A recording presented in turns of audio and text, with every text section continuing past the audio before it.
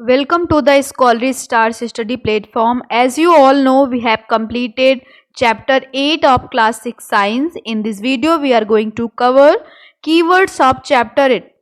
So, let's start the chapter. The first keyword is condensation. What is condensation? The process of conversion of water vapor into its liquid state is called condensation. मतलब water जो vapour के form में convert हो गया है, अगर उसी water के वेपर को कूल कर दिया जाए और वाटर के ड्रॉपलेट्स के फॉर्म में, इट मीन्स लिक्विड स्टेट में कन्वर्ट कर दिया जाए, उसी प्रोसेस को हम क्या कहते हैं? That process is called condensation. ठीक है. हमारा सेकंड है एवेपोरेशन.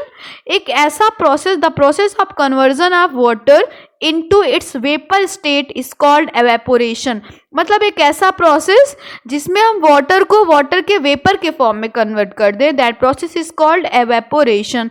आप कह सकते हैं कि evaporation and condensation opposite process हैं. कैसे? वाटर को आपने हीट प्रोवाइड किया, बॉईल किया, तो वो कन्वर्ट हो गया वाटर वेपर में. अब उसी वाटर वेपर को आपने कूल कर दिया, टेम्परेचर डाउन कर दिया, तो वो कन्वर्ट हो गया लिक्विड में. और वहां पे कौन सा प्रोसेस हुआ? कंडेंसेशन. हमारा नेक्स्ट है फ्रीजिंग. फ्रीजिंग क्या है? The process of conversion of liquid into solid state is called freezing. अब लिक्विड का सॉलिड में चेंज हो जाना कहलाता है फ्रीजिंग. देखिए कैसे ये तीनों चीजें आपस में रिलेटेड हैं.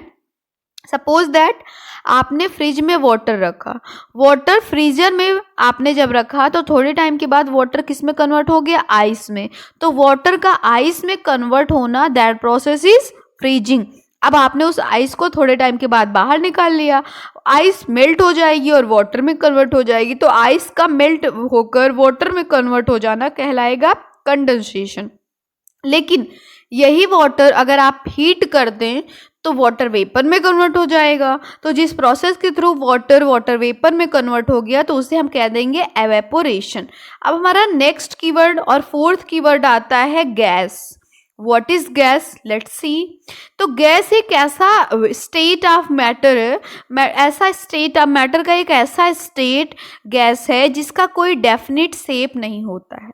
इसको आप जिस भी कंटेनर में रखेंगे इजिली, फ्रीली, उसमें जितना भी अवेलेबल स्पेस होगा उसको ये गैस ऑक्यूपाई कर लेगी. ठीक है. हमारा नेक्स्ट कीवर्ड है ह्यूमिडिटी. ह्यूमिडिटी क्या है? एयर में जो मॉइस्चर प्रेजेंट होता है, वाटर जो वेपर के फॉर्म में प्रेजेंट होता है, दैट इज ह्यूमिडिटी. आप कह सकते हैं कि रेनी सीजन में ह्यूमिडिटी ज़्यादा होती है क्योंकि क्लॉथ्स को ड्राई करने में हमें ज़्यादा टाइम लगता है. Same apply for winter season also. जबकि समर सीजन में एयर ड्राई होती है, मतलब उसमें ह्यूमिडिटी कम होती है, क्लॉथ जल्दी ड्राई हो जाते हैं. नेक्स्ट हमारा कीवर्ड है लिक्विड. लिक्विड क्या है? A liquid is a state of matter that has definite volume, not definite shape. Liquid एक ऐसा स्टेट ऑफ मैटर है जिसका वॉल्यूम फिक्स होता है लेकिन उसका शेप फिक्स नहीं होता है. कैसे वॉल्यूम कैसे फिक्स है? जैसे आपने 1 लीटर मिल्क लिया, अब उसने आपने उसको जो है 1 लीटर मिल्क जब आप लेकर के आए तो बॉटल में लेकर आए. अब यहाँ घर आने के बाद आपने उसको पोर कर दिया एक बाउल में, तो उसने बाउल का शेप ले लिया, लेकिन ऐसा नहीं था कि 1 लीटर मिल्क 2 लीटर में कन्वर्ट हो गया. या बाउल से आपने उसको जब ग्लास में पोर किया तो ऐसा नहीं होगा कि 1 लीटर मिल्क जो है वो 5 लीटर मिल्क में कन्वर्ट हो गया. मतलब वॉल्यूम उसका सेम है, 1 लीटर ही रहेगा, लेकिन शेप चेंज हो जाएगा. बाउल में पोर करेंगे तो बाउल का शेप ले लेगा, ग्लास में से पोर करेंगे तो ग्लास का शेप ले लेगा, बॉटल में रखेंगे तो बॉटल का शेप ले लेगा. हमारा नेक्स्ट कीवर्ड आता है मेल्टिंग. मेल्टिंग क्या है? सॉलिड का लिक्विड में कन्वर्ट हो जाना, that process is melting. It means you can say the process of conversion of solid into liquid state is called melting. हमारा नेक्स्ट कीवर्ड है सॉलिड. क्या है? सॉलिड एक ऐसा स्टेट ऑफ मैटर है जिसका डेफिनेट शेप होता है, डेफिनेट वॉल्यूम होता है. What is water cycle? हमारा सेकेंड लास्ट कीवर्ड है वाटर साइकिल. क्या होता है? देखिए आप ऐसे आसान भाषा में समझिए. होता क्या है कि अर्थ के सरफेस पे पॉन्ड है, रिवर है, लेक है, तो इन सब जगह पे वाटर है.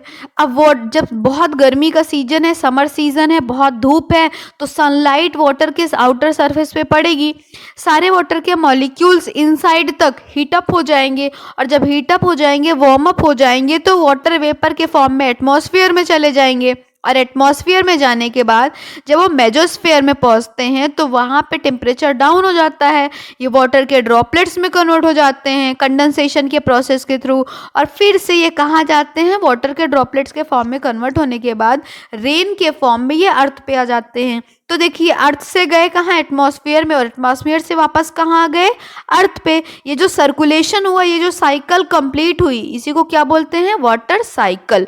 It means you can say the continuous circulation of water from earth's surface to into atmosphere then on earth is called water cycle. And the last keyword is what is water vapor.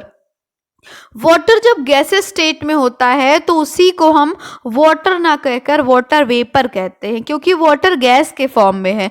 Generally हमें atmosphere में वो दिखाई नहीं देगा। हाँ, एक condition है जब आपको दिखाई देगा वाटर वेपर, जब आप वाटर को बॉयल करते हैं तब वो वेपर कैसे ऊपर फ्लाई कर रहा है, जा रहा है, वो आप देख सकते हैं। आई होप आज के इस वीडियो में हमने कीवर्ड्स जितने भी कंप्लीट किए वो आपको समझ में आए होंगे। नेक्स्ट पार्ट में हम लोग एक्सरसाइज ऑफ चैप्टर 8 कंप्लीट करेंगे।